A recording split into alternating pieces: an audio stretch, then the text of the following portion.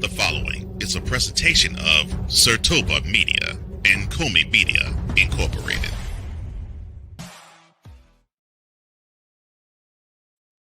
The UFL will decide who will be the two teams fighting for the second championship this weekend. The CFL gets started for the 2025 season, and Aaron Rodgers decides where he's going to go for the 2025 NFL season. All that and more on the 87th edition of Total Football Talk.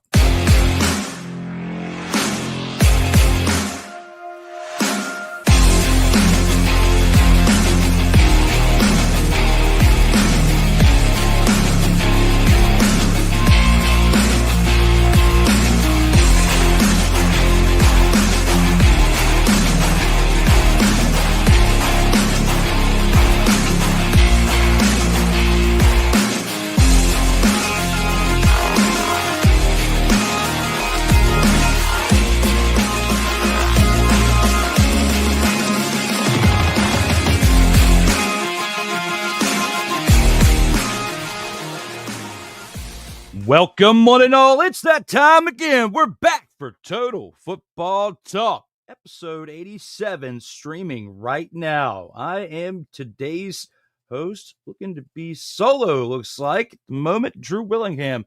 My man Cole has been busy with some career work outside of our podcasting duties, and hopefully we'll be able to make it at some point during the stream. If not, hopefully he can make it back by next week. My man's been dealing with a lot here lately. You know, a loss of a loved one. Still, my heart goes out to him. Haven't seen him face to face here on the stream since 2 weeks ago when we were last together for episode 85, but have been talking to him just about every day, you know, through text. And still great spirits. You know, miss my guy. Hopefully he can come on in today. If not, maybe, just maybe, got him back next week. But with all that great stuff, you know, we're here for a great time for episode 87, Total Football Talks. We are live here on Sertoba Media and Comin Media, streaming simultaneously between the two platforms on YouTube, X, and on Twitch. Currently live, or if you're watching this in the replay once we are not live at some point with the next 2 hours of the day, then you can see this and comment on it afterwards. But your live comments will be brought up as Sick Diggy is in the house, and I will bring him up on the screen here in just a second. Glad to have him here in the house, as well as the others that come on in throughout the show. As Sick says, what's good, everybody? What's good, Sick, all the way from Norway. Been working on a transition for 6 special appearances, whether it's on D Willie in the evening, or if it's just in the comment zone. I got a special transition been brewing up. Can probably debut that next week. Just got to get Cole's approval first, because of course this is Total Football Talk, our collaborative project. Good morning, good afternoon, good evening, and good night, says Sick Diggy, along with condolences to at Cole Sports and his entire family. Absolutely, my guy, love my guy Cole, and again, my heart goes out to him. As I said in the opening monologue, is it a monologue? Opening statement? The delivery? Whatever it is, still figuring that out here in these streams. We got a lot to talk about here today. Got the UFL to discuss, the Week 10 recap, as well as the week, well, not week anymore, but the conference semifinal preview. And then we've got the CFL to recap. The first game of the season was last night. We got another game tonight, and then we got some more this weekend as well. 4 total games this weekend for the CFL and 2 for the UFL. And a lot I'll discuss, as well as good old Aaron Rodgers has finally decided that he's going to play football. And we already been speculating all off season long where he was going to go. And we knew that he was going to make a decision before too late, because, of course, you got to get some time in with the team. And he made the decision to go to Pittsburgh. And we'll discuss that a little bit later in the program. But first, we're going to go to the opening drive and discuss what we have on tap here for the recap of this past week. All right, let's go. We got trips, right? At 42, 989. On two. Ready?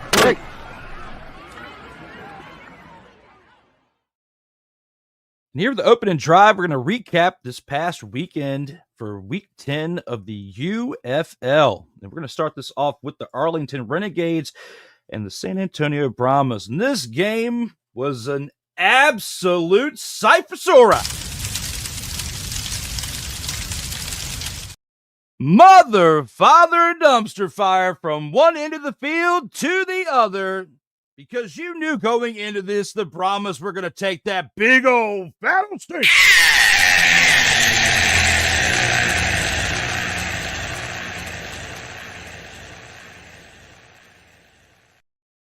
Looking like a bunch of dumpster pelicans. It's been a minute since we've been on the loop with the dumpster pelican reel, and we're going to do it today because all we saw this past season for the 2025 season was dumpster pelican play by the UFL team known as the San Antonio Brahmas. They took the cake for who was the absolute worst in all of UFL football. I know that you just said football twice when you think about that on the other side, but hey, it's football because that's what it is here for spring football UFL action. The San Antonio Brahmas are the number one dumpster pelican with the biggest beak off to the right for the UFL side of professional football. You know it, and I know it. Don't you deny it. Don't you deny me the right to sit here and bask in the glory of a team that absolutely was terrible, as Charles Barkley would say. And I got to give them some type of credit here. I mean, hey, they tried. They got a win. They did get a win throughout the year, but what I'm happy about is the Renegades got to 500. We're going to break this down here in a minute of how that happened, and it all starts with Luis Perez. Luis Perez, who's been the veteran of this Renegades team from start to finish pretty much since they came into existence for the XFL and for the now UFL together. When you put it all together and think about how this thing was constructed for their offense, it was all built around that quarterback in Luis Perez. And he gave him a pretty good game, 26 to 32 on the day for completions out of attempts for 283 passing yards, 2 carries on the day for 9 yards and a touchdown. Sal Cannella also had 5 receptions on the day for 86 yards. He's been a solid tight end connection for good old Luis Perez. I mean, he reminds me of good old Hawkinson, TJ Hawkinson in the NFL. And I said that last year for the comparison. I'm going to say it now. I like Sal Cannella on this team. Just unfortunately, altogether, they didn't have what it took to formulate a winning team for the playoffs because 5-5 is just not good enough to make it in the playoffs in this UFL combination between the two leagues of the XFL and the USFL. But, you know, when you look at what they did on offense, their defense really was the big shining star of the day, with Caleb Johnson having 8 solo tackles, a sack, a tackle for loss, also had 4 sacks on the day altogether for that Renegades team. And, you know, last weekend when you see this game, the pressure that the Renegades defense put on the San Antonio Brahmas, that's why they won this game right here.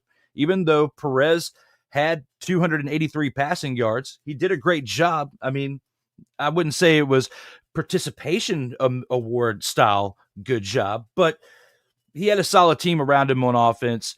The defense was putting pressure on that Brahmas offense, which is not hard to do considering the fact that they are 1-9 on the year. I mean, look at it. We've been talking about it all year long, 10 consecutive weeks for this league, just how awful it's been to watch. And there was high hopes for this team to start the year because they had just made it to the UFL Championship the year before, lost to the Birmingham Stallions, who have won 3 consecutive championships, gunning for a 4th. And we'll break that down here, you know, later in the episode. But altogether, with that and the Renegades special teams was pretty good on the day. When you look at Lucas Havsrick, he had 3 field goals out of 3 attempts for the day. You know, that contributed 9 points, and this Renegades team wins 23-6, a decisive victory. But I would say if we were to look at it, it was definitely the dumpster fire of the week.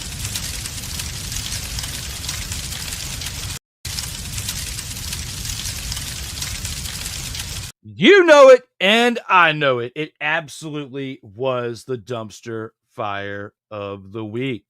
Before we go any further with this game, well, actually, no, I got to at least state this first. Kellen Mond for the Brahmas, the only really, it's not really a highlight, but the only thing to really note, because the Brahmas only put up 6 points all around, all 3 phases. Absolutely terrible to watch. But Kellen Mond has continued to struggle throughout this year. The Brahmas are going to have to retool this offseason before they come back into existence for 2026 because they didn't even look like they were in existence in 2025, going 1-9 out of 10 games. Right here, Kellen Mond 17-27 on this game for this past weekend, 150 passing yards, 3 carries on the day for 14 yards, almost at 100, but 3 carries on the ground for 14 yards along with those 150 passing yards. Just absolutely terrible. And that's a highlight of their rushing attack. Their rushing attack was absolutely trash this past weekend. But let's see what you guys have to say out here in the comments before we go any further with that game breakdown. I'm going to need prescription windshields on my truck. Did Aaron Rodgers actually sign with the Steelers? There's possible scoff in the city of brotherly love, but definite cringe in the Steel City. Yes, and I will bring that back up here in a few.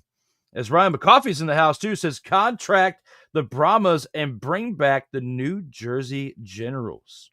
Yes. Hey, there's too many teams in Texas. They need to relocate one of them. And I think San Antonio has proven not only with the amount of fans they get to come to watch these games, I think that they've proven that there's not enough interest in that team. You got teams like the Battlehawks, the Stallions that are in other states further away from Texas. I said it when they developed the UFL, and I'm going to say it again. They have way too many teams in Texas. You only need probably 2. The Renegades, I like. The Roughnecks, I like. I like having a team in Houston. I like having a team, even though it's too close to Jerry World, I like the Arlington team. I like how that is constructed. But the team, even though they made it to the UFL championship last year, and I like the name the Brahmas because it reminds me of the Brahma Bull, Dwayne "The Rock" Johnson, professional wrestling. Take me back to the Attitude Era, and considering the fact that he is part owner of the league. I've always wanted that team to succeed, but if you're going to look at the 3, the easiest one to relocate is the San Antonio Brahmas. You can move them to another state and still call them the Brahmas. Okay? So I would say move them to New Jersey and call them the New Jersey Brahmas. Let's do that. San Antonio Brahmas should relocate. Let's hashtag that and make it something. The Brahmas are the ultimate dumpster fire this entire season. Yes, absolutely. And we'll break down a little bit more of how that game went here in just a few, even though it was definitely a snooze fest. As for the Renegades, they should be glad that they finished the season at 500. Absolutely. And for the past 2 weeks, because they were 3-5 along with the Roughnecks, Cole and I, been talking about that, and I was hoping that they would win the previous week, which they did to get to 4-5. And I was gunning for them this past week and picked them to win, of course, over the Brahmas. As I said, as long as they could win in week 9, they would absolutely 99.9% sure win the game for week 10 against the Brahmas because they are absolutely terrible. They are absolute cringeworthy to watch this season. And that's why I think Wade Phillips stepped down after week 3 when they were 0-3 to start the season. San Antonio isn't a big market for football. That would be either Houston or Dallas. Yes, and with Arlington being close enough to Dallas, I would say that definitely qualifies Arlington to stay. Houston, of course, because of your statement, and relocate the San Antonio Brahmas to New Jersey. Give McCoffey a win and let him have his team over there in New Jersey. But I just think that they should just call them the Brahmas because I like the name. But you just got to move them. That's my vote. But yes, keep the comments coming, you guys. We're going to break this down a little bit more when it comes to this game right here in this opening drive. So when you look at this game and how it started, all right, we already knew going in that it was going to be an absolute dumpster fire to watch. And again, we're still talking about the Renegades and the Brahmas. But when you look at how things started off in the first quarter, it was looking pretty ugly because the Brahmas actually had the lead at the end of the first quarter because all the Renegades can muster up on their one drive that they had. They killed it. They killed a decent amount of clock, half the quarter, but they ended up fumbling after 8 plays, turning it over to the Brahmas, and the Brahmas go 75 yards on 13 plays, but pretty much crush the entirety of the first quarter with that time, and they get a field goal with clock management They're up 3-0. They're actually leading at the end of the first quarter, which, if anybody put money on that game, which I'm not really like a heavy gambler, but sometimes, I'll throw a few bucks on some sports book things like every blue moon or whatnot. Just have a little fun. But with this game, if you would have bet on it for the Arlington Renegades to win, I mean, you were sweating. And if you decided to pick an upset, you were definitely having a great time at the end of the first quarter watching this game if you actually were invested into this game. And I think the only way somebody could truly get invested into this game is if you were actually betting on it. So, but more likely, if you bet on it, you were going to bet for the Renegades to win and get to 500. So at the end of the first quarter, you have the Brahmas up. The Renegades would say, "Not my house," even though this was on the road and it was in the Brahmas' house. But they would actually score a touchdown on the next drive. And this one right here, there were some penalties throughout the drive. When you look at the two that cost them a total of 15 yards in penalties, it definitely affected them, and it crushed a little bit more time. But Day Hunter rushed to the left for a 9-yard touchdown on the ground to give the Renegades a lead. For the first time in the game, they would go up 6-3. They would fail on the 2-point conversion, though, and just be up 6-3. The Brahmas would punt on the next drive. The Renegades would make them pay with a touchdown to follow that. They would get the 2-point conversion to make it 14-3. And with the fumble by the Brahmas on the next drive, it looked absolutely redonkulous. I mean, absolutely redonkulous. They were absolutely falling back into their ways they had done in previous 8 losses of the year, because that fumble would turn into a field goal, followed by a punt on the next drive by the Brahmas, and they would then give up a field goal by the Renegades to be down 20-3 by the end of the first half. Going into halftime, then the table had flipped. You were feeling pretty good if you threw some money down on the Brahmas first quarter because they were up 3-0. Second quarter, reality checked, as the Renegades were absolutely beating them like a sack of dumpster pelicans by the end of that first half. Now, Brahmas, they would answer in the third quarter. They absolutely would. I'm telling you, man, they would. They would answer. But with just a field goal, and that would give them their 6 points for the day. And this would happen in the third quarter. They would be down 20-6 at this point. In the fourth quarter, the Renegades would score another field goal to go up 23-6. And that's about as much excitement as I can pump into this terrible expletive game, because that's how it felt watching this mother father on the screen. So with that, we're going to take this into an actual game. It's a little bit more exciting. I hope. You guys got to tell me what you think out here in the comments, because I don't think it gets as bad as this past one we just talked about. Now, this next one that we're going to talk about involves a team that has won 3 straight championships. And yes, that is the Birmingham Stallions, as they beat down on another team that's played like a bunch of dumpster pelicans this year, but actually has one more win than the previous team that we talked about. But even though I said this past one was bad, at least this one was exciting because you saw touchdowns scored in this game. You saw a bunch of actual scoring by one team, so it wasn't that bad. The other one was lackluster because you wanted to see at least more scoring if the Brahmas were going to be that bad. But here, you have the Stallions on the road against the Showboats. Another game where we picked the road team to win this one, and they did not disappoint, as the Stallions win 46-9. Jamar Smith, 13-17 for 127 passing yards on the day with a passing touchdown, along with the carry for 2 yards. Andrew Peasley, the backup quarterback, had 9 passes for 14 yards, 9 passes for 14 attempts, 93 passing yards, 2 carries for 22 rushing yards as well. DeMarcus Gates, DeMarcus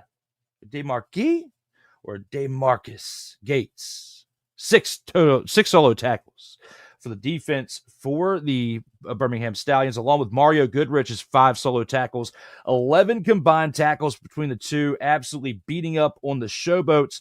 One of Goodrich's tackles was for a tackle for loss as well. Tay Crowder also added 2 interceptions on the day. Well, actually, he added 2 interceptions on the day. Dresser Wynn had 13 passes for 24 attempts, and we completed 13 out of 24 attempts, 113 passing yards, 2 interceptions, a carry with 15 yards on the ground from that carry as well. Kyrie Woods had 5 solo tackles on the day to add to the Memphis Showboats, but hey, that wasn't enough. You can't rely on one player on the defense. And when your quarterback is literally passing the ball hand over fist to the other team, you're going to be giving them the leg up. You're going to be giving them the leg up. They're going to be taking the game here.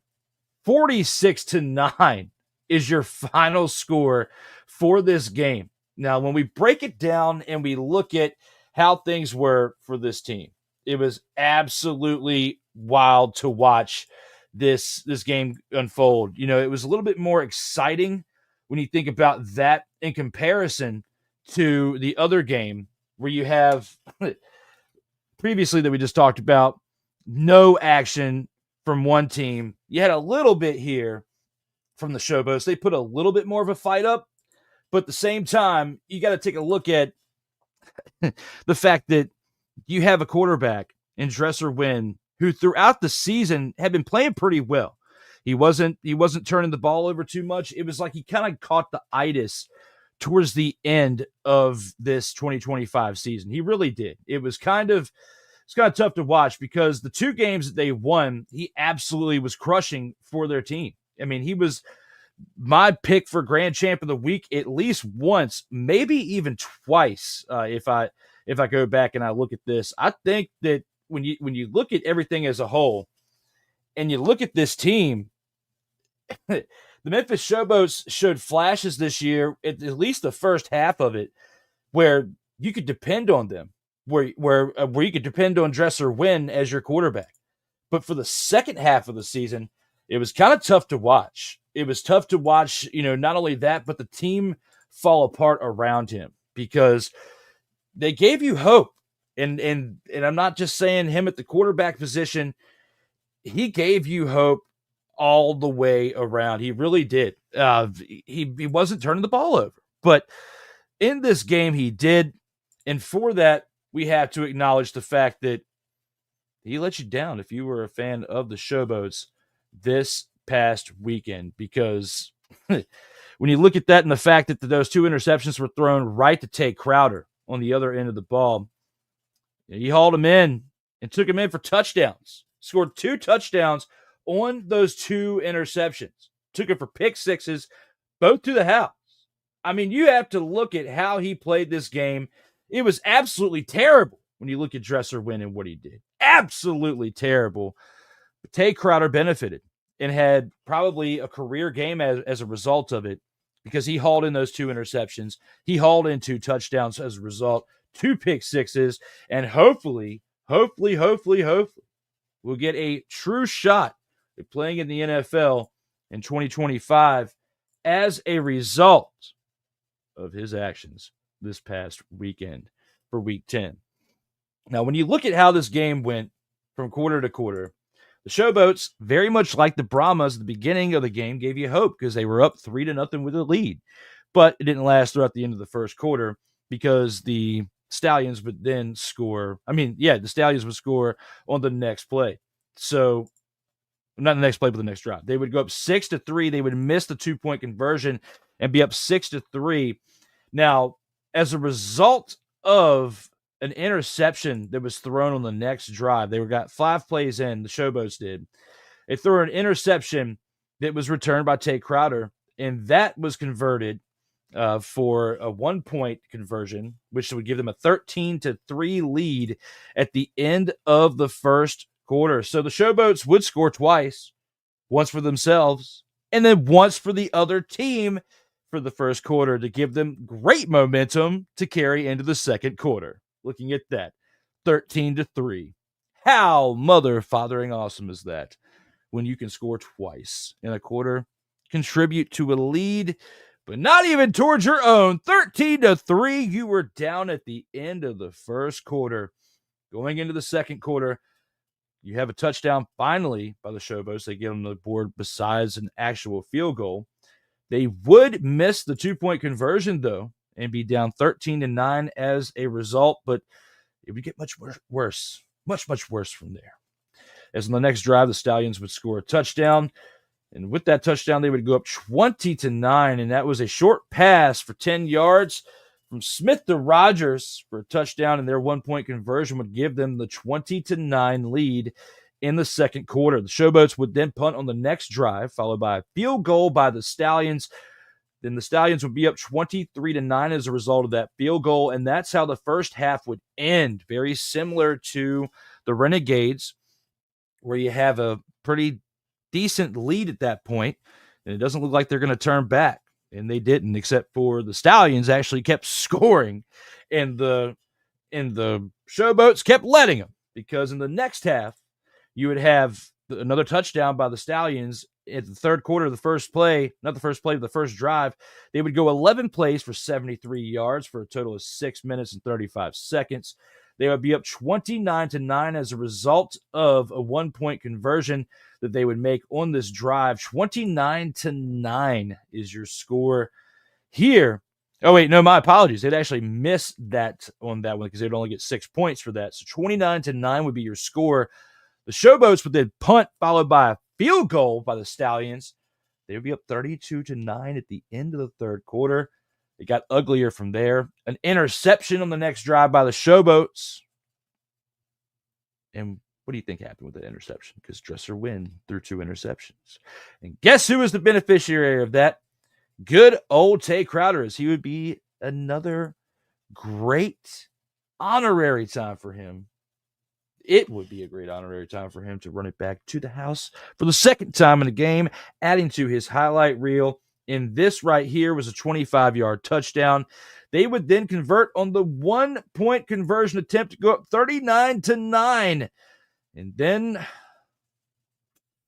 another touchdown would happen after the next punt on the next drive by the Showboats, as the Stallions would then score on 6 plays within that drive to go up 46-9 on another 1-point conversion. The game would end on that 46-9 score, and that's what you would see here at the end with 46-9 as your score. And for those scores, I was going to go ahead and take it into the comment section to see what you guys have to say as we just finished breaking down this absolute dumpster Pelican feast of a game. This Renegades 23-6 contest over the Brahmas, followed by the 46-9 contest over the Showboats. Those games are now in the books. Let's see what you guys got to say. Is there some hellos back and forth between Mr. McCoffey and good old Sick Diggy? We have the San Antonio comment, which was the next one, followed by, well, how big is football market in the New York, New Jersey area for spring football at Ryan McCarthy? Very good question. He says, hella is Sick Diggy. Hella. Love LL. Followed by the Brahmas defense was Swiss cheese. It absolutely was. He says, I mean, that's not the Albany Firebirds beating the Corpus Christi Tritons by 100-12, but that's quite a beating by the Stallions.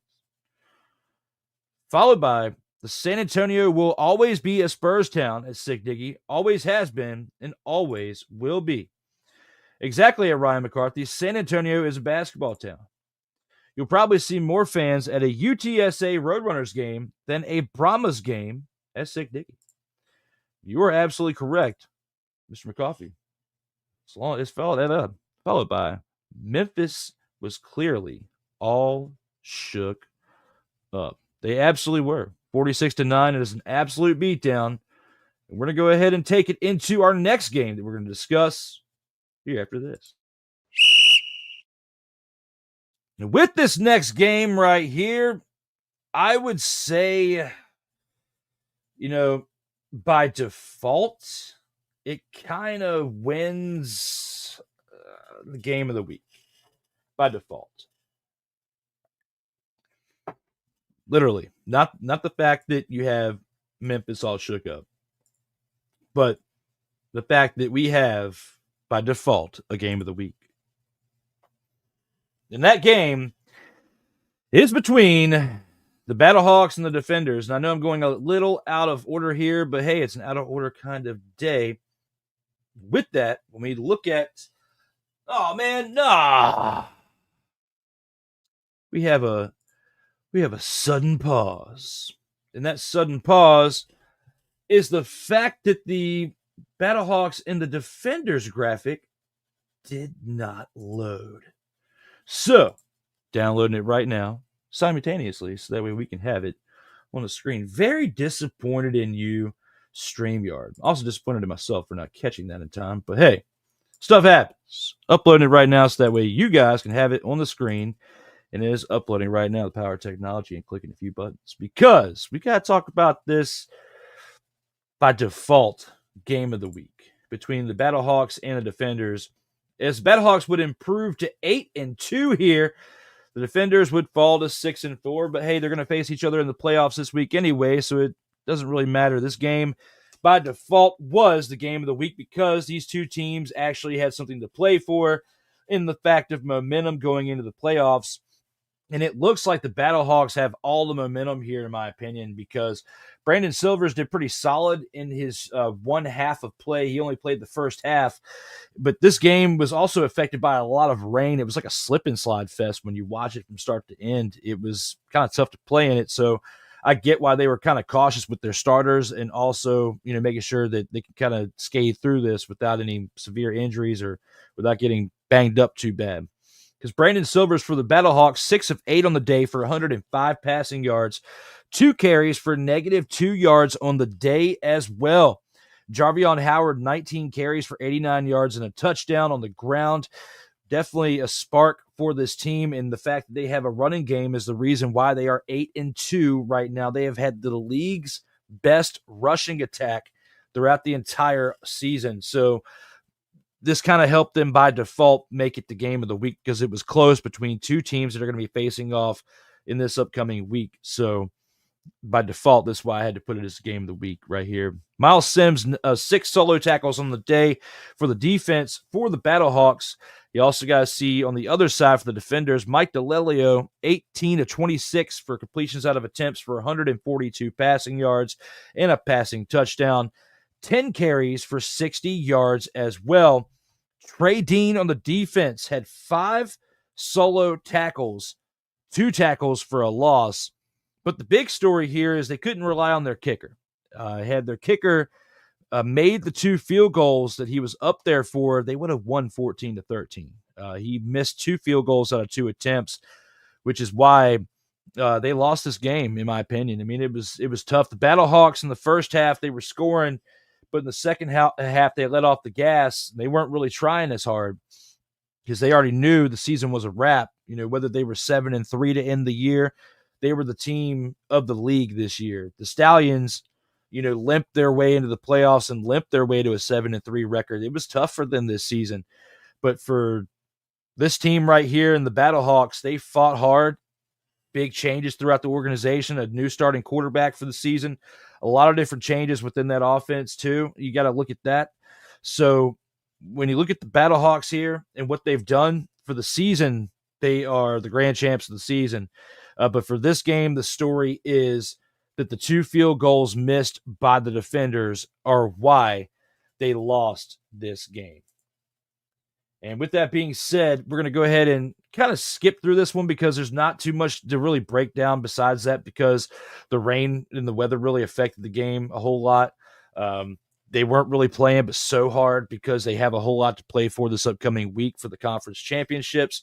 So for that, I'm going to go ahead and skip that into the upset of the week because that's kind of more impactful in this episode, in my opinion, than the game. And for our upset of the week, going with the Roughnecks over the Panthers. The Roughnecks, just like the Renegades, improving to a 5-5 record on the season. And a team that was very similar to the Brahmas, who played very bad this year, and the Showboats, who played pretty bad as well. Those two teams are in comparison to how the Roughnecks were for the past few seasons and actually turned it around to win the past 2 games. Another team like the Renegades, very similar, 3-5 after week 8 and needed to win these past 2 weeks in order to do it.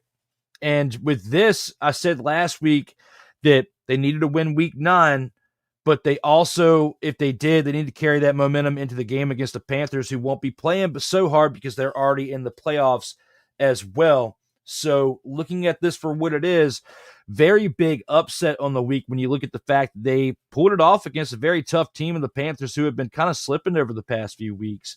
Very similar to how the Stallions have. The USFL conference is not as strong as it once was, and it could be balancing out a little bit more for the XFL division. So right here, you look at the fact that Jalen McClendon, who's been the starter for the Roughnecks this season and definitely has improved throughout the year, 17 of 31 on the day for 193 passing yards, 3 carries on the day for 1 yard as well. Marvin Moody added an interception on defense, as well as Keenan Isaac with an interception as well. Marvin Moody had a touchdown with that interception that he had for a pick 6. JT Tyler added a fumble recovery, and TJ Franklin did as well.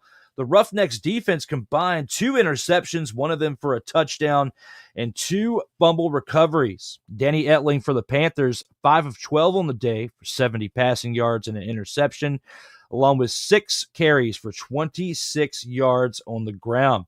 Rocky Lombardi had 8 carries for 18. Oh, no, he was 8 of 18 passing for 61 yards in the air with an interception, along with 3 carries for 30 yards on the ground. The Panthers offense added 149 rushing yards all around to kind of contribute to the Panthers' production. But the fact that you had the interceptions by the 2 quarterbacks, Etling and Lombardi, and one of those going for a pick 6, didn't really help their cause out. Nate McCrary, though, had 12 carries on the ground for 68 yards for the Panthers, as well as 2 receptions for 15 yards on the receiving side of things. Noah Dawkins, 6 solo tackles on the day. And that's pretty much what rounded out for the Panthers statistically. But when we take a look at the Panthers as a whole, like I said, they kind of slipped over the past few weeks, over the past month, after starting out pretty hot. And, I'm afraid the momentum might not be on their side. The Stallions might limp their way into the conference, through the conference final and into the UFL championship this year. It's very, very possible that this could happen because I just don't like the way the Panthers are looking on the field. Yes, they rested some starters. They kept the big names off the field for the most part because it's not like they had much to play for. They wouldn't have gotten a home game out of it. Looking at it for what it is, Nate McCrary was big for the Panthers on the day. That's about it. But outside of him on the ground, he was kind of quiet because throughout the first quarter, it was all Roughnecks. They were up 7-0 at the end of the first quarter. And even going into the halftime, they were up 16-3. They absolutely dominated. On one of those interceptions, they scored, and they were up 13-0 with 8 seconds left in the third quarter, the second quarter. So, followed by a pair of field goals along with that production throughout the second quarter. The Roughnecks are going into halftime 16-3, and they didn't look back. As in the third quarter, even though they'd give up a touchdown to the Panthers, they'd also add another field goal and be up 19-9 at the end of the third. And they'd only give up a field goal in the fourth quarter, as it was pretty ugly. There was a couple turnovers by the Panthers, an interception, a fumble, and the Roughnecks would capitalize with the field goal on that. And that's how the game would end. It would be pretty ugly. Even though it was an upset, it was just a downright terrible game, to look at. If you were rooting for the Panthers, you were absolutely sick to watch this game. If you're a fan of the Roughnecks, you absolutely love the result. You love the fact that they fought over the past 2 weeks to get you 2 wins in a row, and you end the season with the 500 record. A lot of positive things to say for not only the Roughnecks to end the year, but for the Renegades. And, with that being the final game of Week 10 that we're recapping here, I have to say, that was the bright spot for the teams that underachieved, was watching the Renegades and the Roughnecks come from behind, 2 games under 500 to get to 500 to end the season. And it was nice. Absolutely good to watch. If you're a fan of the UFL, you absolutely loved watching that as well as we are here for episode 87 of Total Football Talk. We are streaming right now. You're watching, you're seeing this float across your screen as we are streaming live for the 87th time. You might be watching this live. You might be watching this syndicated, depending on when you are watching. But hey, thank you for tuning in. And thank you to those who are commenting live and or in the replay. We greatly appreciate the input. And if you have any suggestions, bring them on in to the program. Sick Diggy also says consistency is needed in a season this short, but it's also a war of attrition. That's beautifully said. That's absolutely true for leagues like this that have 10 weeks, no bye weeks, just 10 straight games. A lot of teams can get sloppy when they're ahead and lose focus. Absolutely. Houston should also be glad, but not happy to finish the season at 500. Yes, both teams should definitely be counting their lucky stars for that one. As the Roughnecks will be focusing on next season and what to improve. Same for the Renegades. Absolutely, absolutely, and absolutely right here. We'll keep those comments coming in, Sick. Everybody keep those comments coming in. Is we're going to go ahead and take it into our first commercial break here of the program. Give myself a little bit of a breather since I am going solo today. And when we come back, we got a whole lot to talk about here on the other side. All right, let's go. We got trips, right? At 42, 989 on 2. Ready? Hey.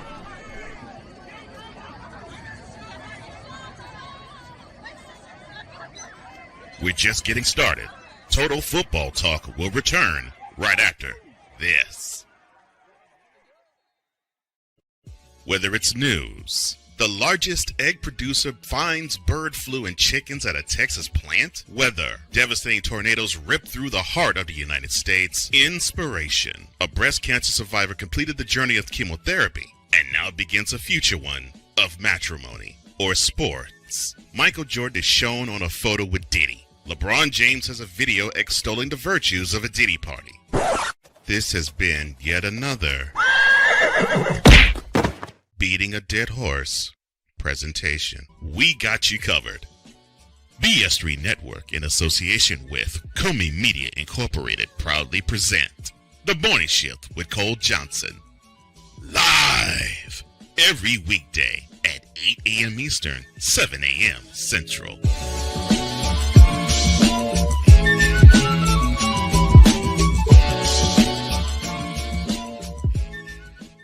Hey, Eagles fan, join my man Cool McCain and a host of others as they break down every single game, every single week in an objective manner, and also from a fan's perspective as well.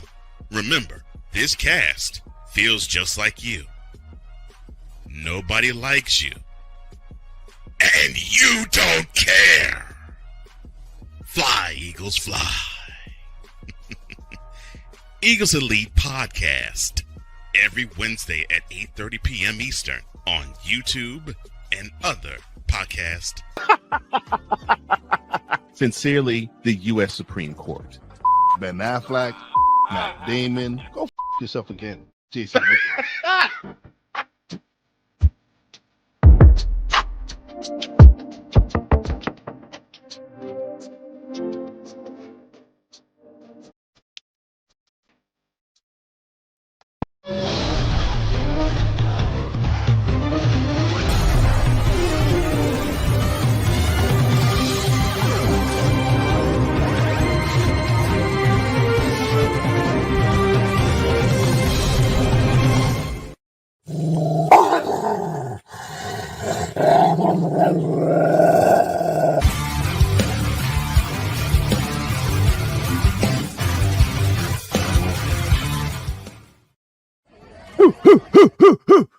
Where are my dogs? So we got to talk about the grand champ of the week. And even though my man Cole is not here at this time, we're going to have to talk about his pick for the grand champ of the week. And he picked Luis Perez, 26-32 for completions out of attempts, 283 passing yards, 2 carries on the day for 9 rushing yards, 1 rushing touchdown as a result of those 2 carries, and 103.5 QBR with no turnovers. That is Cole's selection for the grand champ of the week. Now mine, I'm going to go with someone of the defense. I'm going to go with good old Tay Crowder of the Birmingham Stallions. The Birmingham Stallions. 1 tackle on the day, 2 interceptions, and 2 touchdowns. That's what he added on the day. Absolutely did his job and contributed towards the victory here. You got to give it up for Tay Crowder, who had 2 touchdowns, 2 pick sixes on the day. And that's my selection for the grand champ of the week.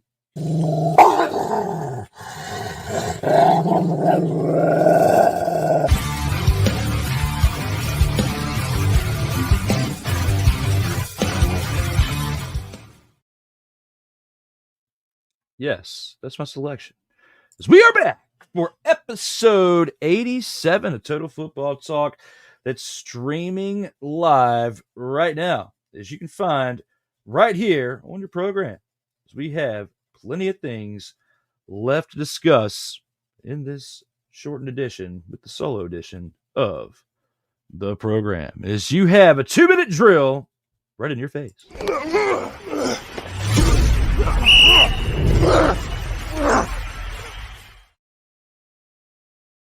The 2-minute drill involves 4 teams, 2 games, conference final that, with this conference semifinal, determines who goes to the UFL championship between the Michigan Panthers, the Birmingham Stallions on Sunday at 3 o'clock p.m. Eastern Time on ABC, followed by the DC Defenders and the St. Louis Battlehawks in St. Louis for the XFL Conference Final at 6 o'clock p.m. on Fox. Between these 2 teams right now, Birmingham is favored with the spread of 1.5 of this game, as they are the team that has won 3 consecutive championships, 2 in the USFL for the final 2 years of that league, and the first of the UFL this past year in 2024. You got to take a look at these both of these teams. They've kind of limped their way into the playoffs. I know 7-3. You kind of look at that and say, Drew, that doesn't look like a record they would limp in, but you're only 2 games over 500 in a league that plays 2 games, and they just haven't looked like themselves this year. Jamar Smith has brought a bright spot to that quarterback position for the Stallions, but has not, been as consistent as what Matt Corral was at the quarterback position for them. The Panthers started off the year really hot, and then they kind of fizzled out towards the end, and they kind of limp into this playoffs with a 6-4 record, looking like a team that, as a result of this past game against the Roughnecks, not like themselves. So I would have to say, I wouldn't say hands down, but I think because of what I just said, it kind of gives the edge to the Stallions. Even though it hasn't been pretty, they found a way to get to 7 wins, get to the favorite of the USFL conference as they have been over the past 3 seasons. And now you have them going to the finals of the UFL to determine who is the champ for this year. For the next game that we have for the XFL Conference Final, we're going with the DC Defenders and the St. Louis Battlehawks. This game right here at 6 o'clock p.m. Eastern Time on Fox. The Defenders coming into this very similar to the Panthers on the other side. The wind has been taken out of their sails. They come into this playoff run at 6-4 after starting the season very, very hot. St. Louis Battlehawks, though, have been hot from start to finish. Yes, they lost 2 games, but they are 8-2 for a reason. They have been doing what it takes to win games the smart way, even though some of these games kind of fell in their lap, like this past one where the Defenders missed 2 field goals to lose the game 13-8. But I digress. With that being said, I don't think the Defenders are going to miss this upcoming weekend, but I also don't think it's going to be enough to beat the Battlehawks. They've got the momentum on their side. They have the Defenders' number, and they've had it over the past couple of seasons. And I'm going to have to say, because of that, the Battlehawks win this game it will be, in my opinion, the St. Louis Battlehawks hosting the Birmingham Stallions in St. Louis for the UFL Championship, as regardless of who wins this game, the championship is in St. Louis.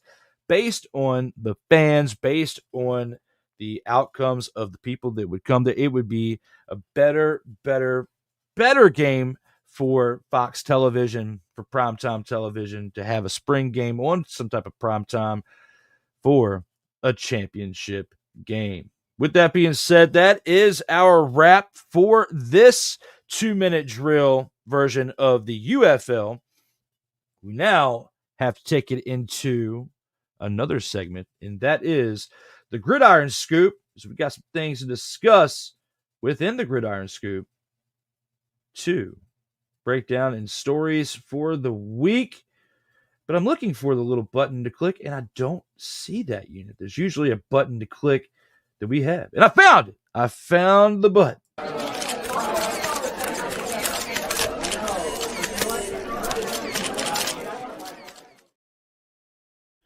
Sorry for the technical difficulties. I am missing Cole right now, as this is a two-person show. But right here and now, when it comes to this program, we got some things to talk about in the Gridiron Scoop.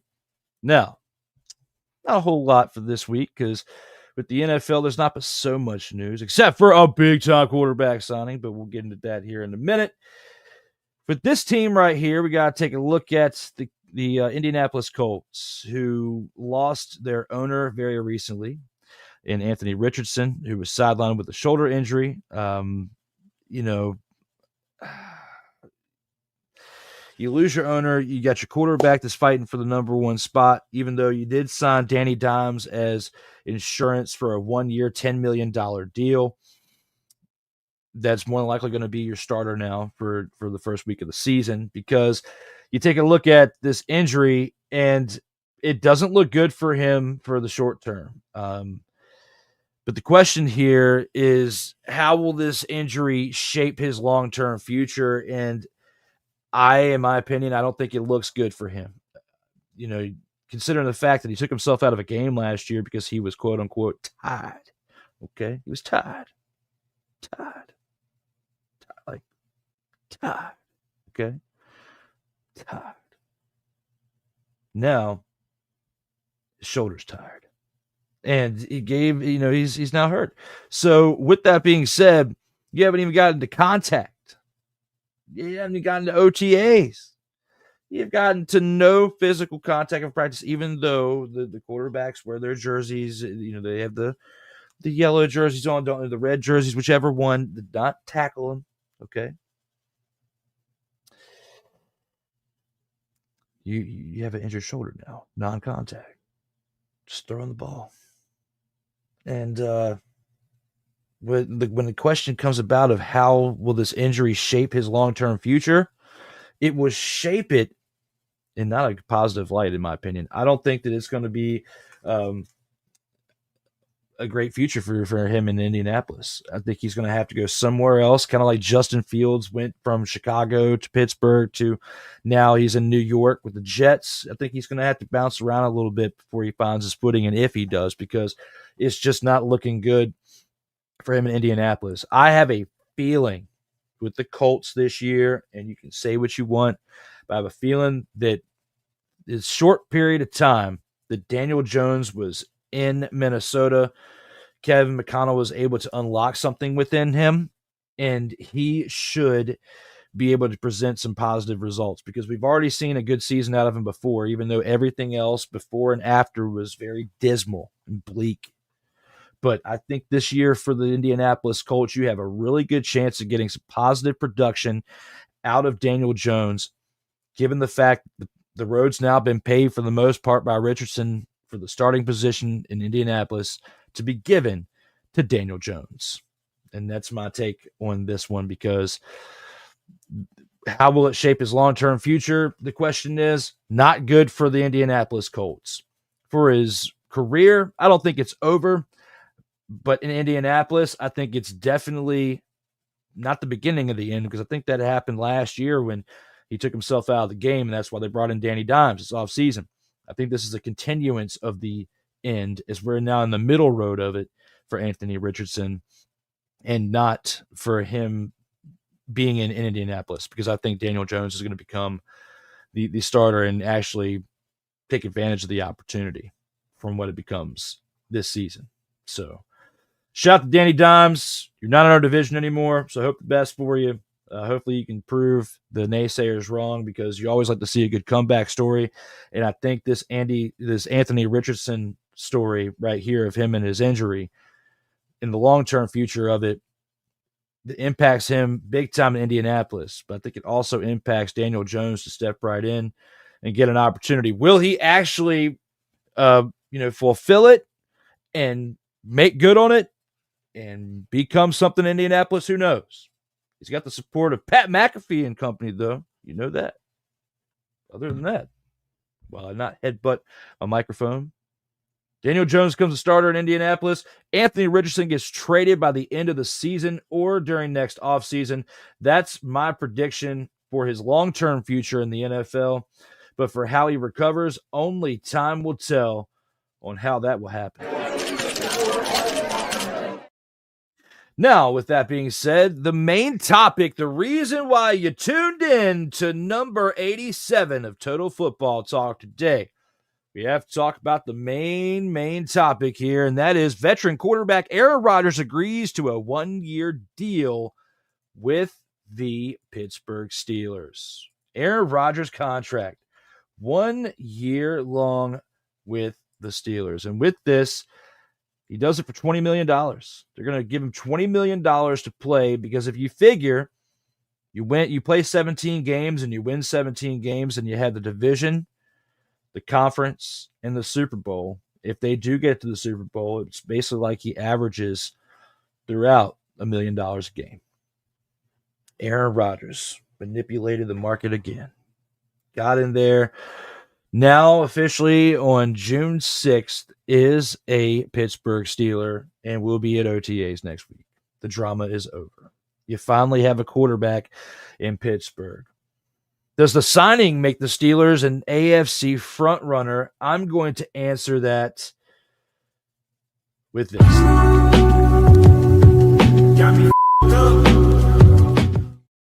Followed by, because no, I do not think this makes them a frontrunner. I do think that we'll see the best quarterback play for the Pittsburgh Steelers since Big Ben's last year of his prime, which has been a while, because he's been retired for a couple of years, and even the last few years of his career, he was not looking like Big Ben of prime. So for the first time in like a half a decade or so, even longer potentially, you'll actually see positive results, I think, at quarterback, if they can keep him upright, depending on how that offensive line does. He stays healthy, and with the weapons around him, I think he has a good shot of having definitely a 9-8 year. Definitely a 9-8 year, over 500. I think they can potentially win 10 games, maybe 11. Maybe 11, be 11-6, squeak into the playoffs. Play a wild card game. Win that game potentially.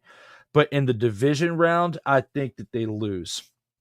I think they lose the division round. I don't see them getting past that. So with that being said, will this move for Rodgers make them a front runner? I don't believe so. I think that they'll have success. Yes, that they'll win games. But I don't think that they're going to actually be a success in the fact of winning a Super Bowl, or a front runner in the fact that they're going to make even to the AFC conference game. I could be totally wrong. People out there who feel the same way could be wrong with me, but I'm going off a fact of what we saw over the past 2 years. The first year in New York, you can't completely throw at Aaron Rodgers because the offensive line failed him 4 plays into the season, and he got hurt, okay? But last year, even though it did seem like it took him about a half of a year to knock the rust off, the team overall didn't perform well around him, and it's a team game. It's not an individual game. So that the team can perform well around you, kind of uplifts you to that point, then you'll be good. There were some games towards the end of the season that he actually did look like the Aaron Rodgers of old and showed flashes, which is why, in my opinion, this whole hype for him this whole past offseason has been what it was, because he actually produced towards the end of the year. If Aaron Rodgers would have played like he did to start the year last year, those first 7, 8, 9 games, in like he did in New York last year, we wouldn't even be having all this drama and speculation for the Pittsburgh Steelers. We would not have that whatsoever. It would not be happening. There's no way you have that happening here and now. But for this team in Pittsburgh, for what they needed, they weren't going to do anything with Mason Rudolph, in my opinion, for 17 games of a season. Could he fill in for a few games here and there and help out the cause like he did in Tennessee? Oh, yeah, I think he could. But for a starter in Pittsburgh, no, I don't think so. I don't think that that's the case for him. And the Pittsburgh Steelers didn't think that either, which is why they made the move and paid Aaron Rodgers $20 million. They made the move for DK Metcalf to give him the receiver that he would like to play with. They moved Pickens to Dallas to where there wouldn't be a diva fest in the locker room. But for this team right here and now, for what they've got with Aaron Rodgers, there's no way, in my opinion, that this team has become a front runner because of what this guy has done. Okay, because of what this guy has done over the past 2 years to his team in the Jets, how he handled that situation right there. I just don't believe that this team right here has what it takes to knock off even the Chiefs as lackluster as they looked limping into the Super Bowl last year. You got other teams like the Texans who are looking to rebound from what they did last year. You got some younger teams that made some moves in the drafts like the Jags that might surprise other teams out there this year and win some games that you're not even expecting them to win. So with that being said, those other AFC teams that I have mentioned, I have got to mention them ahead. Especially the Bills. I got to mention the Bills ahead of them too, because the Bills are, the Ravens. All these other teams and the Ravens in the same division have a better chance of doing and making more of an impact than Aaron Rodgers and the team around him for Pittsburgh. TJ Watt, definitely a big difference maker on the defense. You got Pat Freiermuth as a tight end for the offense. I think you need to make another move, though, and they've been talking about getting Jonnu Smith from the Dolphins and bringing him over to kind of be a 1A to the 1B for Pat Freiermuth. That would be a nasty tandem with the two tight end offense. Then you have DK. Got to mix it up a little bit with the running back situation, but it could be doable. It could work.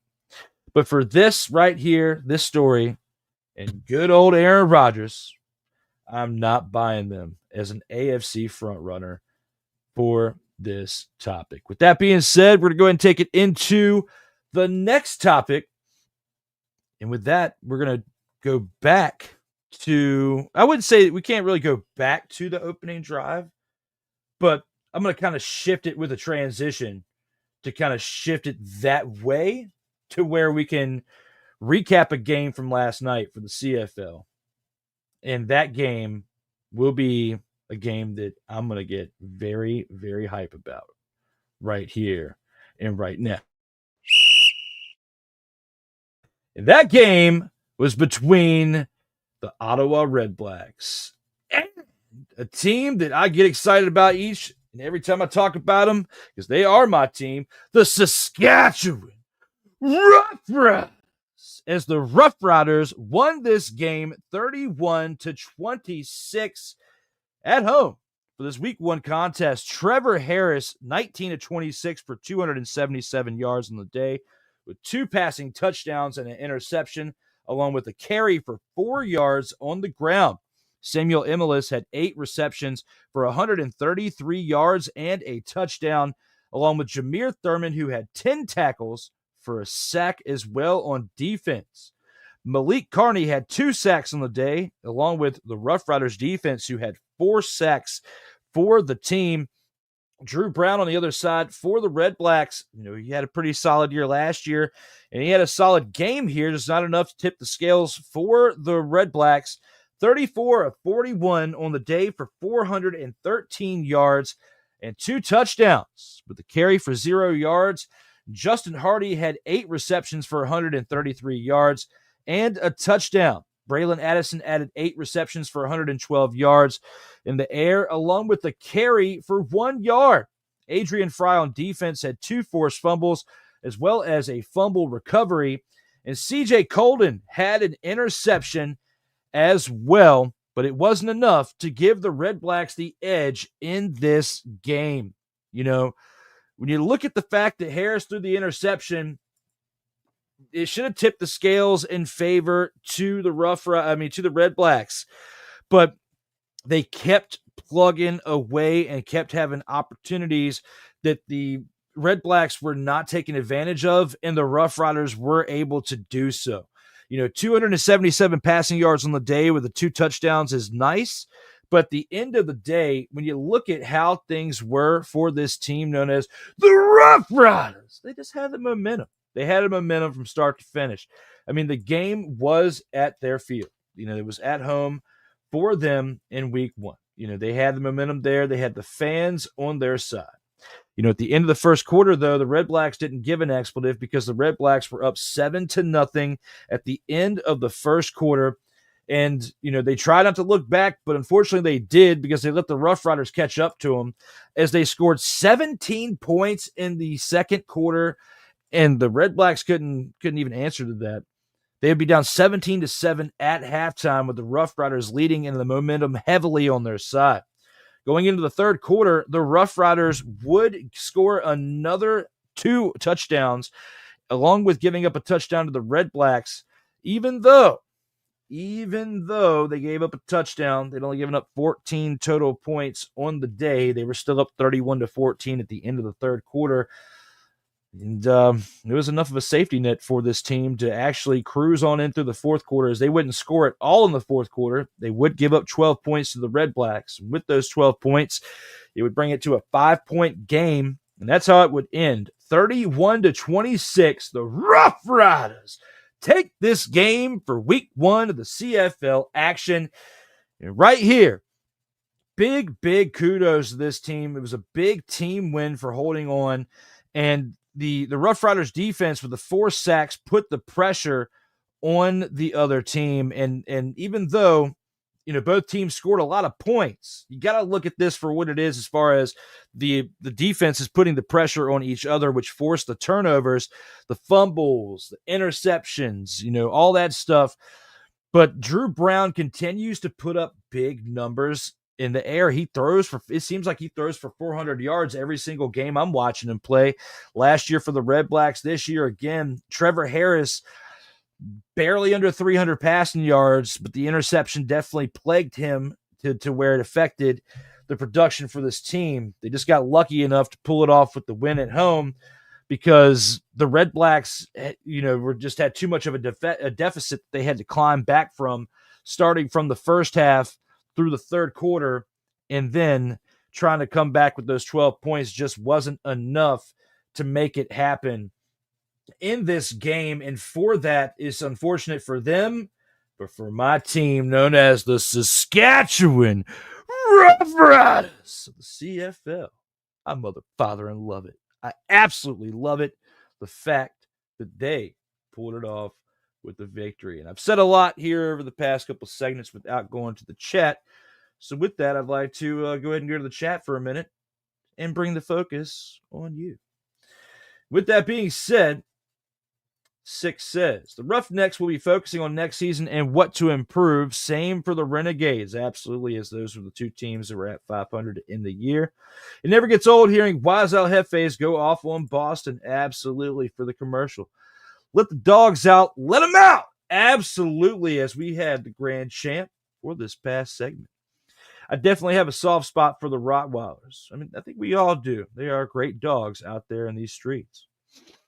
Battlehawks will take the XFL Conference Finals unless they slip up and the defenders capitalize. And their defense is one you can't really slip up with because they do have a pretty decent secondary, but their front's kind of struggled over the past few weeks, so I'm a little concerned over that. Meanwhile, Michigan should play spoiler against Birmingham. Okay. Well, I will. I'd like to see that happen, but I just don't see it. I just don't, because the way the momentum has not been on the side for that team over the past month. I just can't go with it. I just can't. Fortunately, the Colts also have young quarterbacks in Jason Bean and Riley Leonard to back up Daniel Jones. Absolutely. Wait, $20 million for a single season? Absolutely. That's what he signed for, $20 million. Mike Tomlin should be screaming, "Are you kidding me?" I've got family that are Steelers fans, and they're probably looking at this like, what? Absolutely. Mason Rudolph and Skylar Thompson should stay ready in case Rodgers starts messing up. Buckle up, Pittsburgh. This upcoming season might be a long one. I wonder if the average Steelers fan is feeling a little scared right now. If they're a little concerned, you know.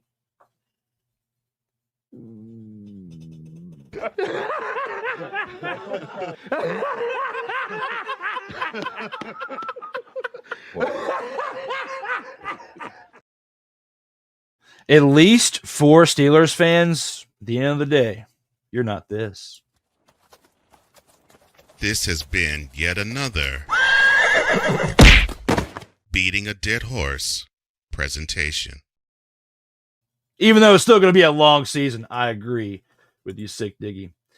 And the Rough Riders were thinking, we're not losing at home on the opening day. Yes, they absolutely were not. And the fact that they were still a solid team last year. I mean, they made moves. They were a very exciting team to cover, as well as a fan of. And I'm glad that you were able to have that laugh there, Sick Diggy. Rest in peace, Charlie Murphy. This has been a pretty funny episode, regardless of rolling solo or not.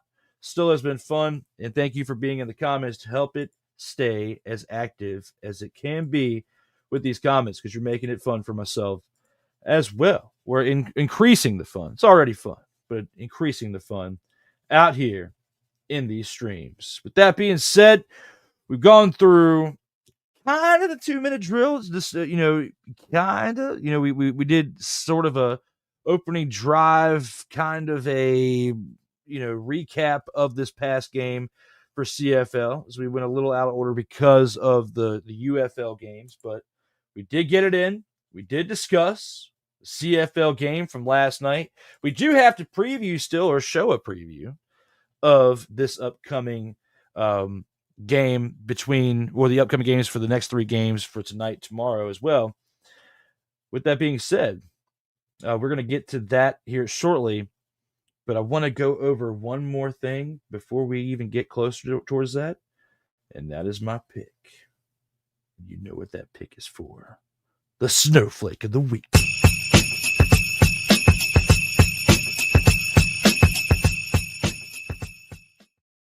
With the Snowflake of the Week, we have to discuss my pick as well as Cole's picks for the Snowflake of the Week. And we'll start with Cole's. Cole's pick is Stefon Diggs for displaying dumpster pelican-like behavior on a boat.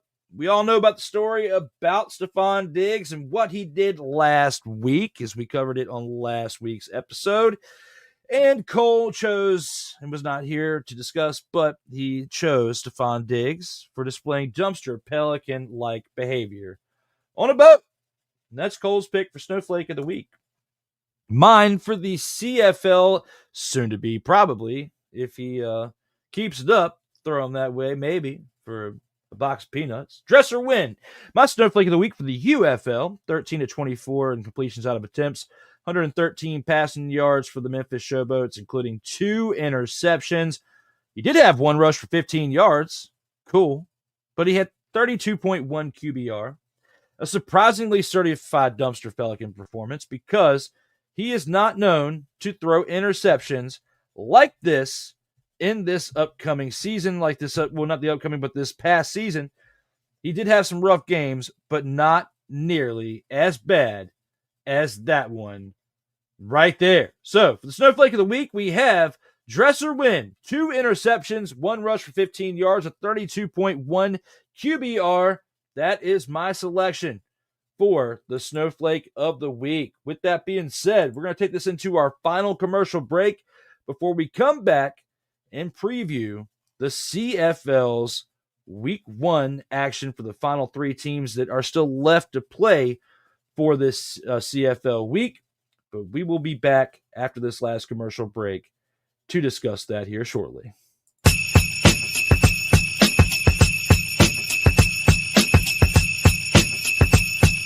Later, the post game. But coming up next, the 2-minute drill.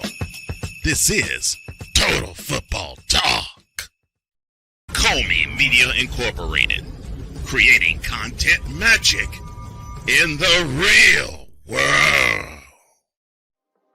In a world where chronicles of the past are brought to the streams, whether the content is relatable or completely beyond your realm of life, there is no shadow of a doubt that this show is absolutely full of shenanigans. Get ready for D. Willie in the evening.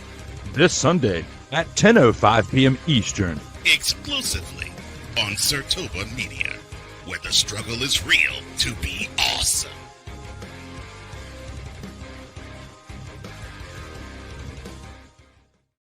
Hey, ladies and gentlemen. Hey, look. Hey, stop playing games. Y'all already know. Go ahead and toss him some Willie Bucks. Ain't nobody playing around. Hey, $ D Willie 87. Go ahead, hit him up on the Cash App, and go ahead and give him some Willie Bucks. Look at Drew looking stoic, ladies and gentlemen. Stoic on that $10 bill.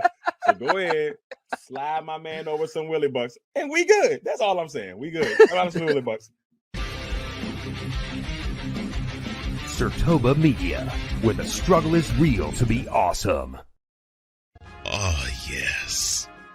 The tradition, the pageantry, the spectacle, the history, the slut. Wait. I gotta rep my brother's stuff right. All my DMV soldiers, stand up! And welcome to the Commander's Gridiron Report.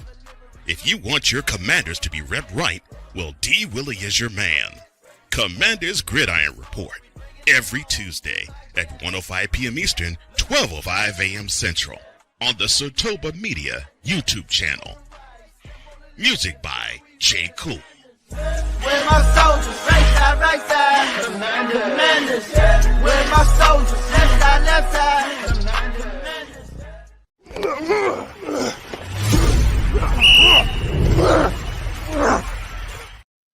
Welcome back to Total Football Talk, episode 87. We are streaming live right now, or syndicated if you're watching this in the replay.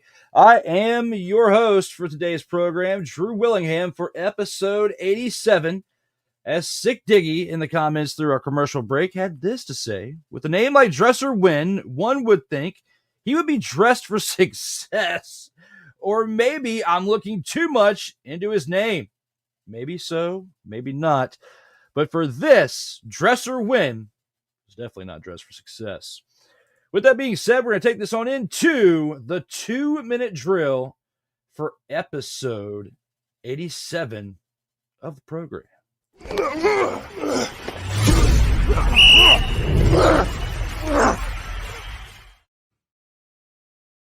And with the 2-minute drill, we're going to preview week 1 of the CFL action. And we actually did this last week, but I was looking to do it with Cole for this episode, but unfortunately he was not able to make it for today.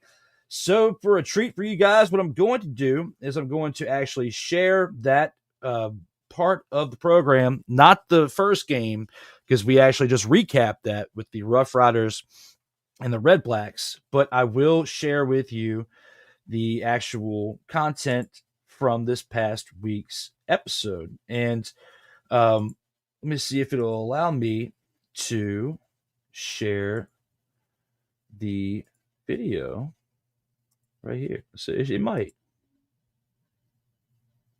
No. It's not even doing that. It's sharing the actual screen. So let me see if it'll allow me. Let me see what the timestamp was on like 156.57. All right. Well, we'll just do that.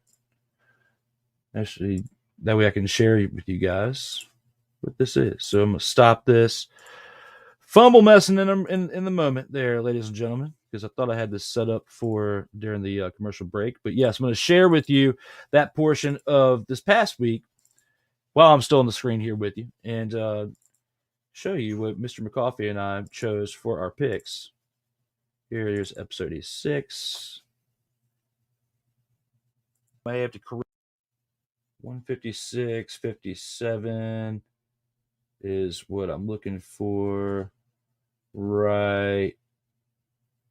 The Red Blacks had their flashes in the pan last year, and I just have a good feeling about them for this 2025 year. But when it comes to my team, known as the Rodgers, I had to get one more in before we go to the next game. I got the Rough Riders winning this Thursday night's game on June 5th, 9:30 p.m. Eastern time on TSN. Everybody out there, make sure you find some time to watch that game. Our next one on Friday, the Toronto Argonauts. Keep in mind all teams are even keel right now. They're all 0-0. All right. Toronto Argonauts 0-0 against the 0-0 Montreal Alouettes. This Friday, the only Friday game, TSN, 7 p.m. Eastern time. This upcoming Friday. Mr. McCoffey, what are your thoughts on this game? Who wins and what? It's a rematch of the East Final from last season. And Montreal, things have changed in Montreal. The quarterback has changed. Davis Alexander is now the quarterback at the helm. Hello. Davis Alexander is now the quarterback at the helm with the Montreal Alouettes. Toronto Argonauts right now, it's kind of a right now Chad Kelly is still working on that broken ankle that he broke as a devastating injury in the East Final last year on the turf at McGill Stadium. Nick Arbuckle is going to be the likely guy who will start on Friday. Or it could be Cameron Dukes. We don't know. This is a good matchup. I know for me, it's my Montreal Alouettes, who are my team. They're playing the team that beat them in the East Final last year. Toronto riding that momentum all the way to the Winter Grey Cup. Actually, I'm going to take Toronto in this one. I think Toronto, they returned a lot from their core from last year's team. They believed in Nick Arbuckle, who got them that championship, was the MVP of that Grey Cup game.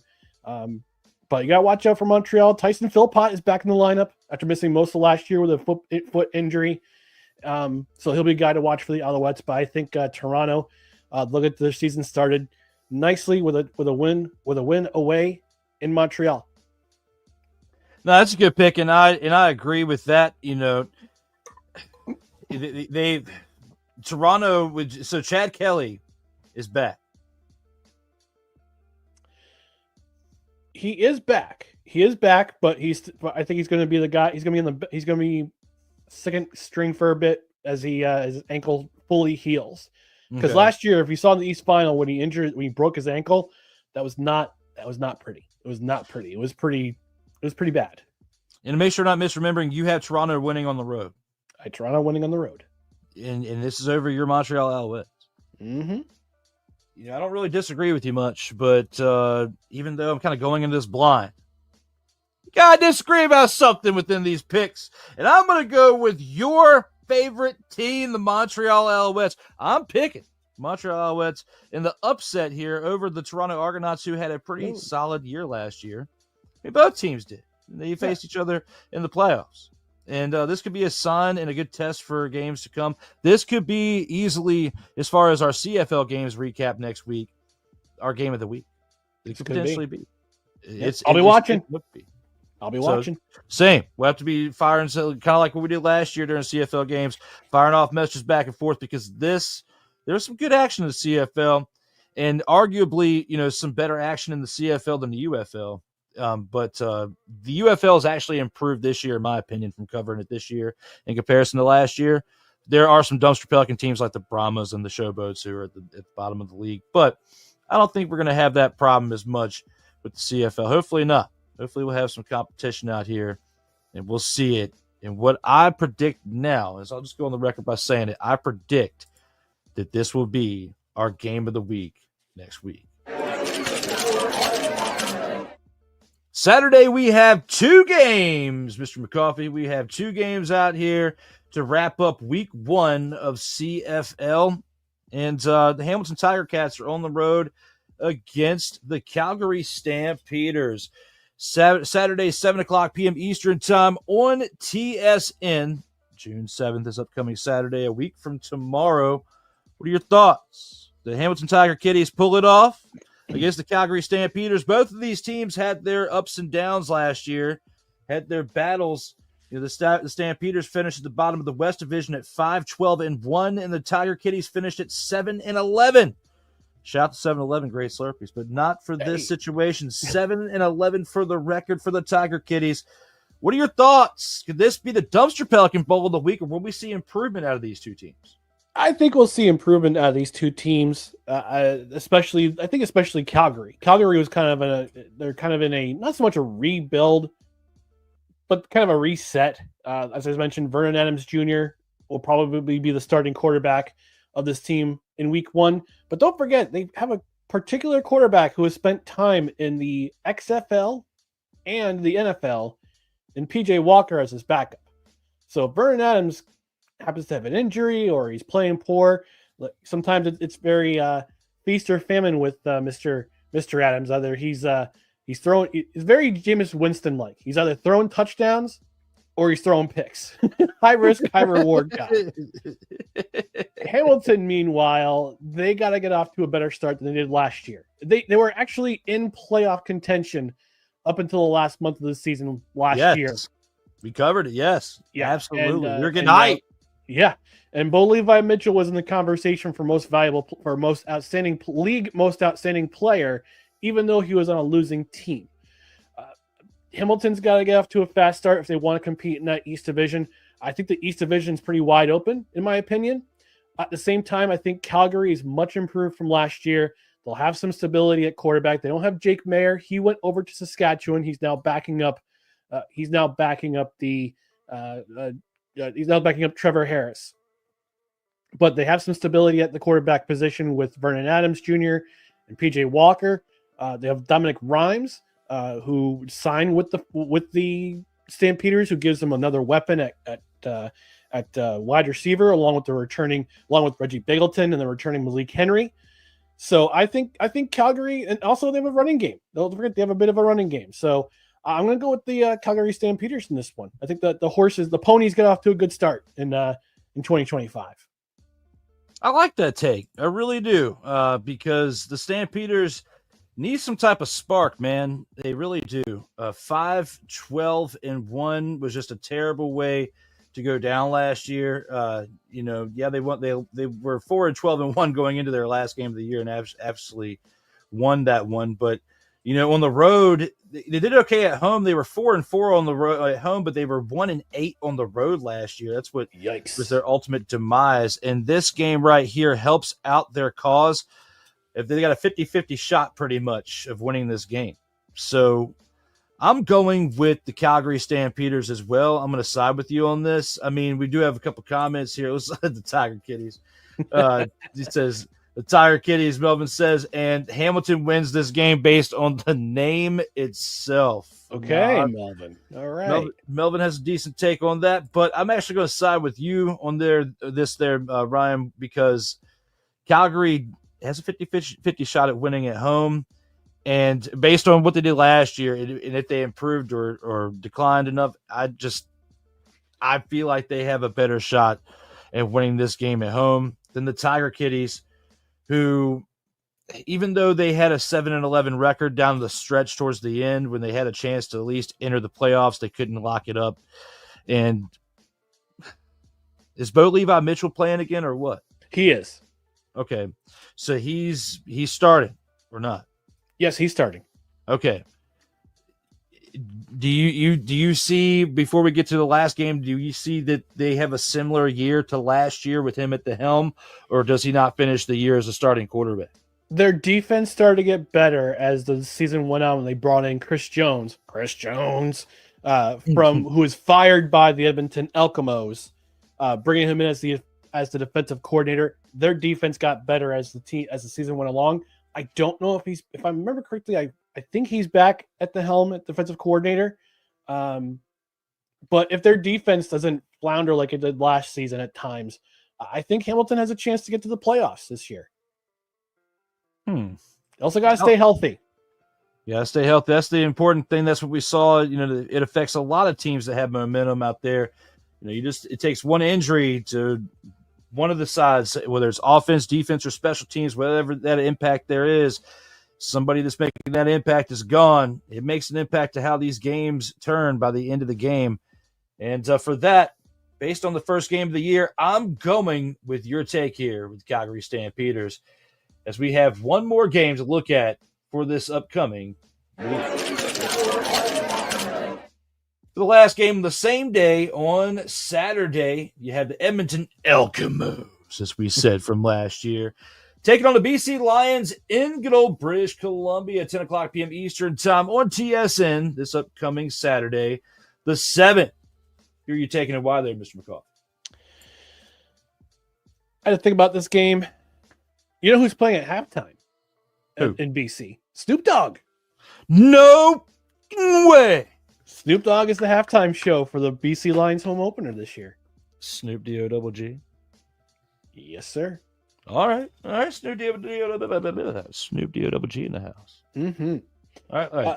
Halftime. Nice. Halftime. That's the halftime show. As for the game itself, I'm gonna. This is gonna be my real upset special here, Mr. Willingham. You can put this down on the piece of paper. I'm gonna go with the Elks in this game. He's writing on a piece of paper. I'm going with the Elks. I'm gonna go with the Elks in this game. He's strengthening the universe. It's landing somewhere. Anyway, He's in a paper airplane in the air. There we go. Riding around with my ninjas that just don't care. I'm going to go with the Elks. And the primary reason why, Trey Ford. Trey Ford is going to get to the keys to the kingdom. He proved it last year, especially in the second half of this year, that he could play in this league. He can play professional quarterback. Now, granted, it's not going to say. I was going to say it's on a short leash because his backup is Cody Fajardo, 2023 Grey Cup MVP, who was traded by the Montreal Alouettes to the Elks in exchange for the law offices of, I can't remember his name all of a sudden, but guy has a great beard. Let's put it that way. But Trey Ford, you can do it with his arm, you can do it with his legs, and I think if the Elks can short up on defense, and I know last year the Lions had an identity crisis at quarterback at times, like I mentioned before, with Nathan Rourke and Vernon Adams kind of exchanging places. But Nathan Rourke's got the job. If Nathan Rourke can put it together, it'll be a close game. But I think Edmonton can shock some people this year. I don't think they're going to be as bad as people think. So I'm going to go with my episode of the week here. I think it's going to be the Edmonton Elks beating the BC Lions. It'll be a tight game. Much like last year, and again, remember, Edmonton was also in the conversation for the playoffs in the West last year. Playoffs coming under the wire. But they also lost a lot of close games too. I think they could probably win some of those close games back and possibly make a playoff run. But it starts in week 1, and it's going to be in front of a capacity crowd at BC Place. But I think the Elks can take week 1. That's what I'm going to go with. I like that take with the Edmonton Eskimos. I mean, I'll say his name right, Cody Fajardo. There you go. Fajardo, like I was saying for half of the season last year. You corrected me like 6 times, and I just kept saying it. Just kept sliding in there. But, yeah, it's Cody Fajardo, out there getting it done. Edmonton Eskimos time. And they need to start this off on a hot streak because, last year, very similar to the Tiger Kitties, 7-11 record. Now, they weren't necessarily dead last in the league, but they're also 4th in a league in a division of 5. Okay. Yeah. Because there's 9 teams in the CFL league, which makes it different there's a lot more buys that you have to account for. And the fact that you're 4 out of 5, it still makes you kind of like in the territory of the Tiger Kitties. So with that being said, you have a lot more to prove, and you need this win right here. I'm going with the Edmonton Elks winning this game as we look at our 4th game of the week that rounds out our first week in CFL action, with the Winnipeg Blue Bombers having the first bye here for week 1. What is your take on the Blue Bombers going into week 2, with their bye week? Do you think that this team is going to be a competitive team when we come back and discuss them next week? I think they still will be. Zach Caleros is back. He's healthy. Brady Oliveira is back. He's healthy. I think this is going to be the last couple. This is going to be the 1 or 2 years that you're going to see this team that has been together for such a long time. This might be the last run. They've been to 5 consecutive Grey Cups, and they've won 2 of them. They lost the last 3, but this is the tail end of what I was going to be one of the great runs in the modern history of the CFL. I think their outlook is good. I think they win the West. They won't win it by that much, but this team is good enough, and Mike O'Shea is a very good coach. Is a very good guy who could scout talent and put the right players on the field. So I think their outlook is good for this season. I like I said, it's the last of I think they're on the tail end of their run here, and I think they want to make the most of it, especially with the Grey Cup being in Winnipeg this season. They want to win in front of their home fans, probably as a last hurrah before guys retire or they go elsewhere. So I think the Blue Bombers' chances are very good this year of winning another Western Division title. Solid take with them, and it'll be interesting to see how they can come back after having the first week off. As you know, so many weeks in the CFL. It's 21 weeks, right? Yep. Yeah, 21 and the amount of buys that these teams get, and each and every week, it'd be interesting. But you wouldn't have so many bye weeks if you had a 10th team. Come on. But it's just like last year, where the cool thing is, once the UFL season starts, we have professional football all the way into the end of the year because, now with this being the final week of the UFL that's starting now tonight at 8, UFL week 10, next week is the playoffs, which, the winners of those 2 games go and meet in the UFL championship. And then we have CFL all the way into the NFL season. So great time to be a football fan. If you miss the UFL, you can watch the best of the best here over the next few weeks, and then that's over. And then you have the CFL, which we just, gave you the preview of. A lot of things to look at and look forward to when it comes to the world of professional football, and you can get it here on Total Football Talk. Well, there we go. And that was from this past week on episode 86, because with Ryan being here this past week for 86, we had this upcoming week to preview, and we previewed, of course, the UFL, but then the CFL. So with that, it was good timing to kind of be able to add that in for this week too. So that way we were able to repeat the preview for this upcoming week for CFL, because we have a game tonight and 2 of them tomorrow to look forward to. In Canadian football, it is back. For those of you out there who've been waiting, we had the first game last night. My team, the Saskatchewan Roughriders, absolutely came through with the victory. And as you saw for the preview that we have for the upcoming 3 games, the one here in just a little bit at 7 o'clock p.m. Eastern time between the Argonauts and the Alouettes, you saw that breakdown. You saw the Tiger Kitties and the good old Stampeders. And then you saw the Edmonton Elkamos and the BC Lions preview there with Mr. McCoffey in this past segment for the 2-minute drill. And with that being said, we're going to take it into the final segment of the show, and that is the post game. As long as it's long. That's great. I love it. Here at the post game, it's basically we just give our final words to round out the program. And I just wanted to shout out, those of you out there who've been watching this live, whether you're watching on TikTok, I'm not TikTok. Soon, I got to finish setting that up, but soon we will be streaming live on TikTok. But right now, it's Twitch, X, formerly known as Twitter, and good old YouTube. So for those of you watching on those platforms, commenting, for some reason, X's comments don't show up here on the live stream. I have to go back and look at those later. But then you've got the ones for Twitch, which one of them was an ad. I'm not going to show that one because, of course, somebody had to drop an ad there.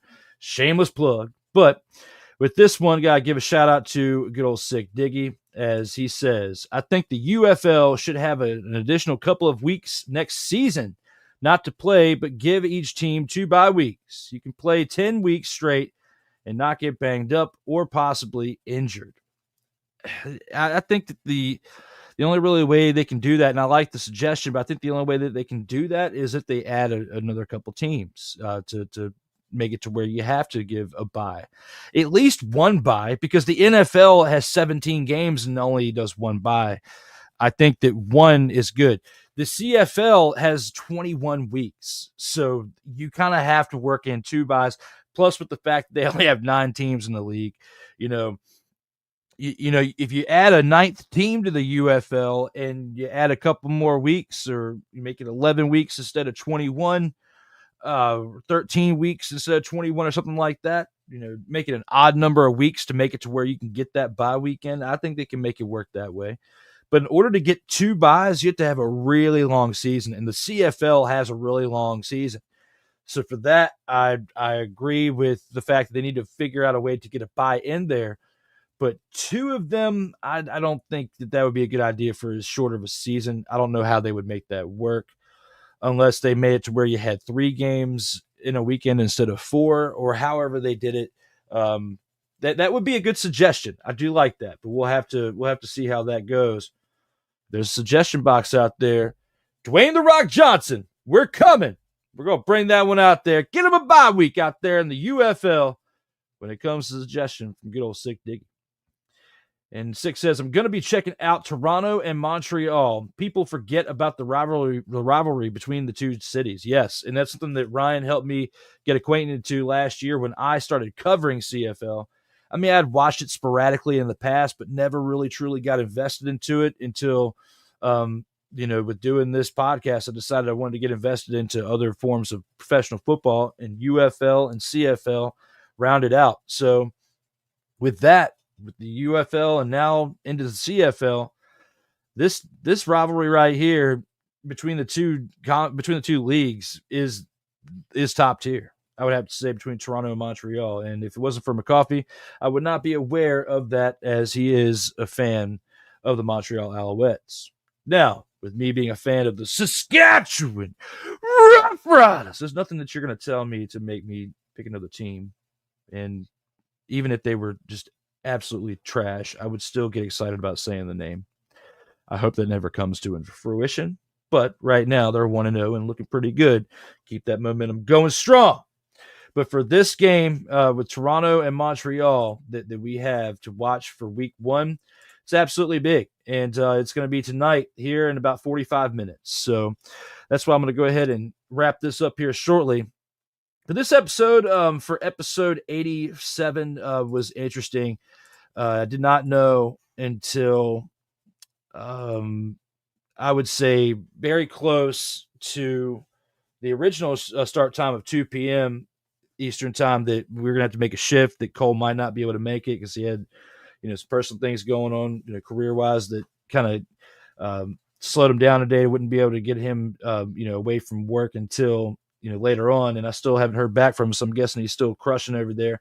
With that being said, I did the best I could to rock and roll solo with you guys today. Luckily for myself, Ryan and I had done the preview of week 1 for CFL last week, and I was able to kind of plug that in and eat up about 20 minutes of airtime to give me a little bit of a breather from talking solo today.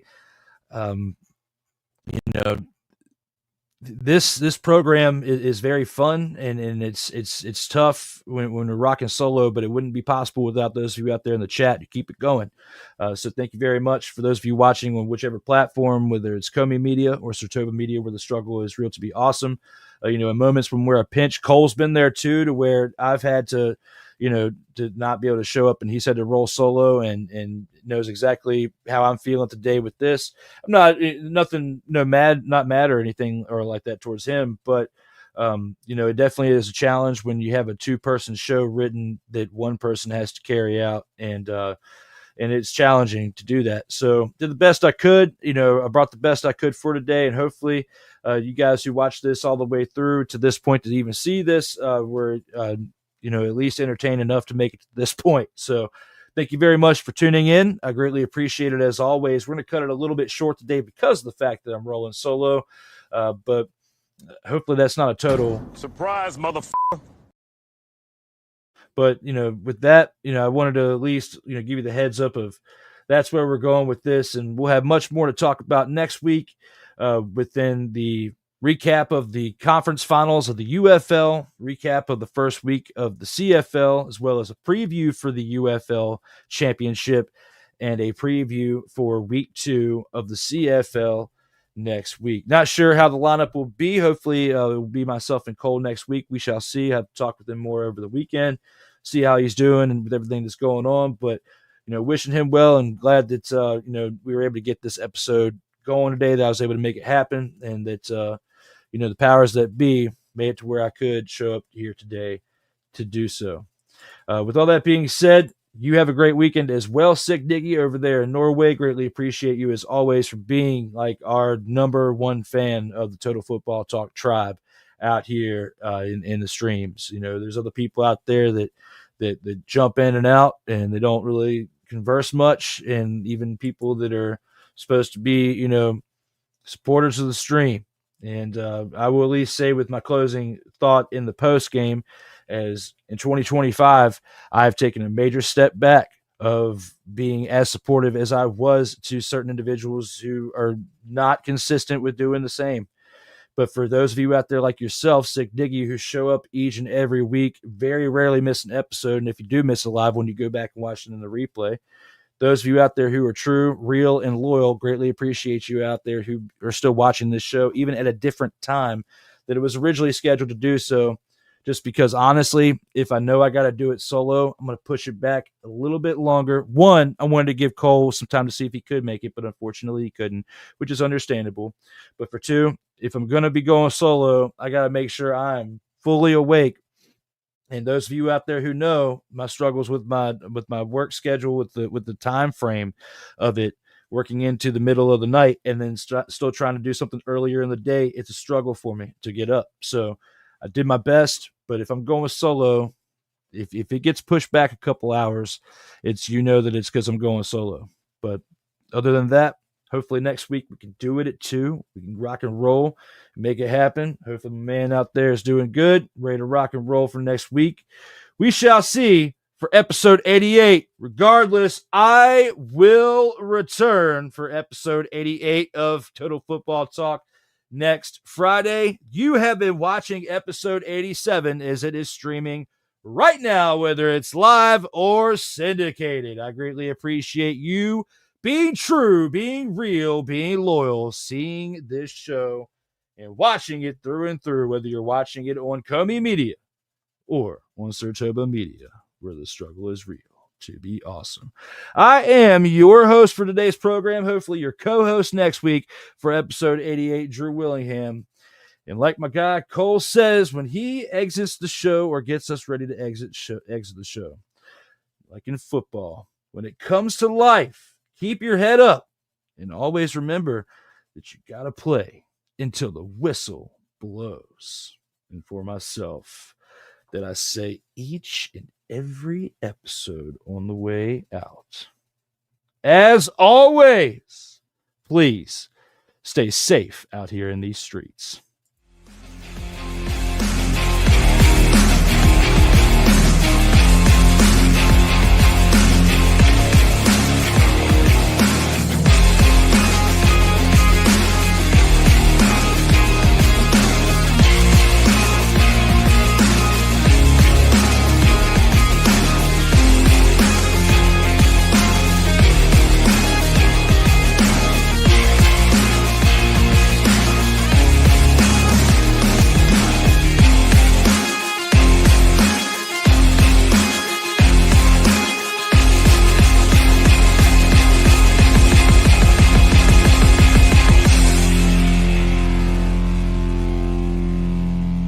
You don't have to go home, but you got to get on out of here.